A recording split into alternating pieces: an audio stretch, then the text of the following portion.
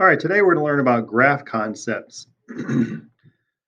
So I would start by trying to draw this graph as best you can. You don't need to draw it exactly right. It doesn't really matter if the D is down and to the right or down and to the left of A. Just draw it pretty similar to what you see on this page right here. I'll give you a second to do so. And then I would advise you to pause the video so you can finish copying the rest of the graph. Notice this graph looks totally different than any other graph you've done before. There's no x-axis, no y-axis. There's not going to be any slope or rate of change. It's going to look totally different than any other graph we've done before. So in this graph, we have to learn how many components there are. So components just means parts.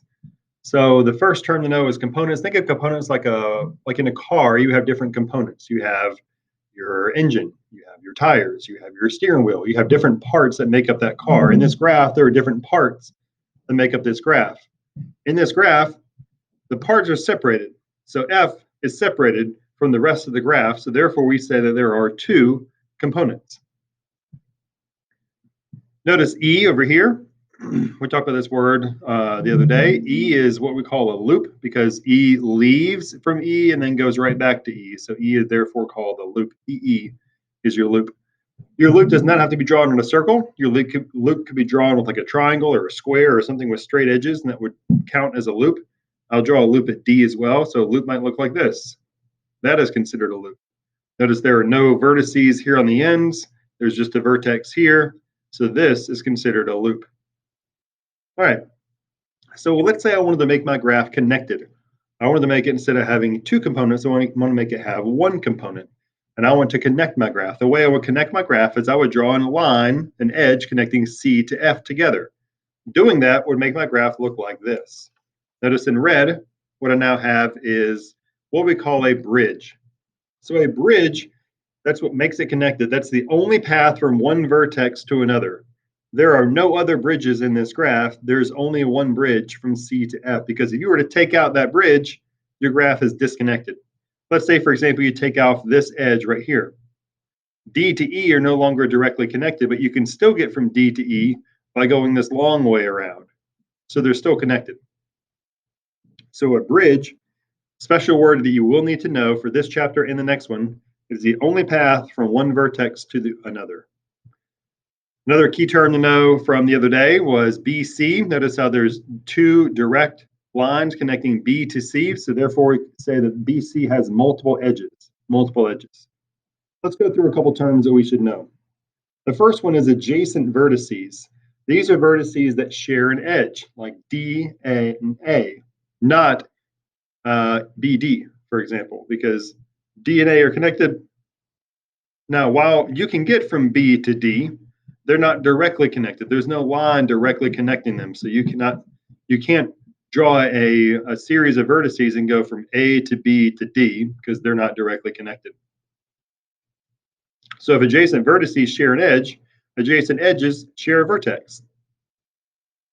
That would be like ED and AD.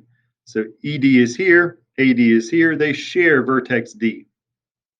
You cannot, for example, say CF and BE, because those two do not share any common vertices. Another term to know is degree of a vertex. I have a star next to this one because there are several terms on this page that you will have to know. You should know it for this chapter and the next couple of sections that we're going to get to in this unit. So degree of a vertex is found by counting the number of edges. So let's do a couple as an example. Make a note to yourself that a loop counts twice. So here are some. So the degree of A. So A is up here. So the way I count degrees is I want to count how many lines are connected to A. So I've got one line here, one edge here, one edge here. Therefore, the degree of A is 3. That is called an odd vertex. Let's look at vertex E.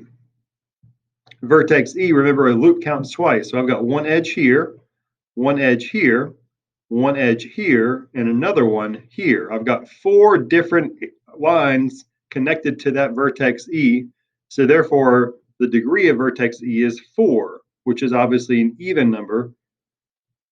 You end up having 2 odd vertices in this graph, A and F. You have 2 even vertices, or you have the rest are even. E, B, C, and D are all even. That is very important to know in just a minute. Make sure you know how to find degree of a vertex. I'm going to keep going. Another term to know is a path. This is simply a sequence of adjacent vertices. So your path could be anything from DE, it could be DEBCA. The vertices can repeat, but the edges cannot. And make a note to yourself that the number of edges equals your length. So what that means, I'll try to have both my graph in the definition up there for you, is that I can say that a path would be from D to A to B to C, back to B, because I can go along a different edge, and then over here over to E. That is considered a path. I started in one place, that ended in another place. That is called a path. And I did not go through the same edge twice. I went through the same vertex twice, which is okay, but not the same edge. So some examples of paths and not paths. For example, BF is not a path. I'll go back up because BF are not connected.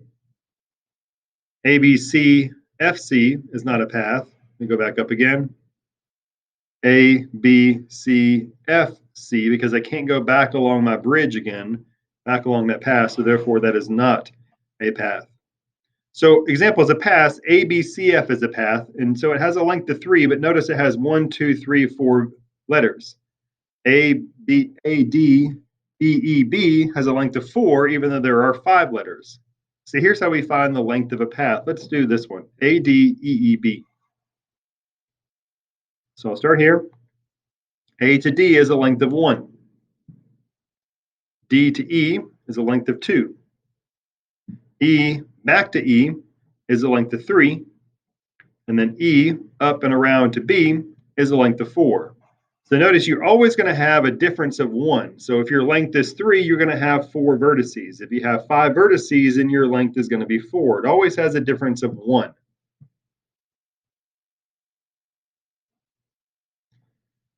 Here's another starred term to know. It's called an Euler path.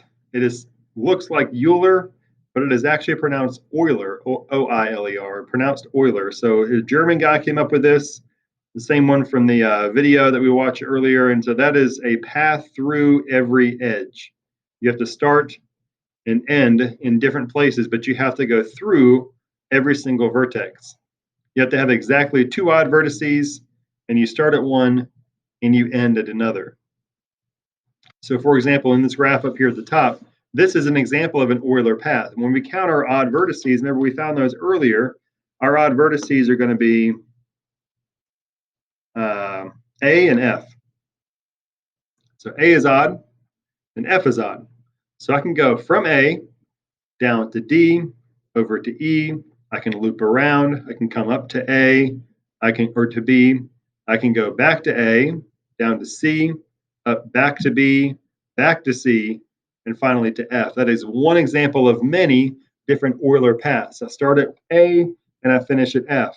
If I were to go in reverse order and start at F, then I would have to finish at A. That's the key for an Euler path. You start at one vertex and you finish at another. It is an Euler path is a path through every edge. You have to have exactly 2 odd vertices, exactly 2. A circuit, on the other hand, is a path, but the key difference is that it starts and ends in the same place. So circuits can be short and small. B to C, back to B. That's a circuit. E, E, that's a circuit.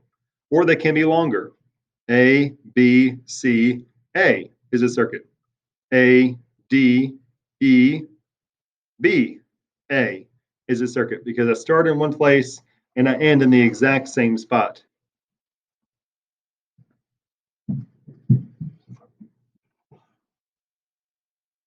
Here are some other examples.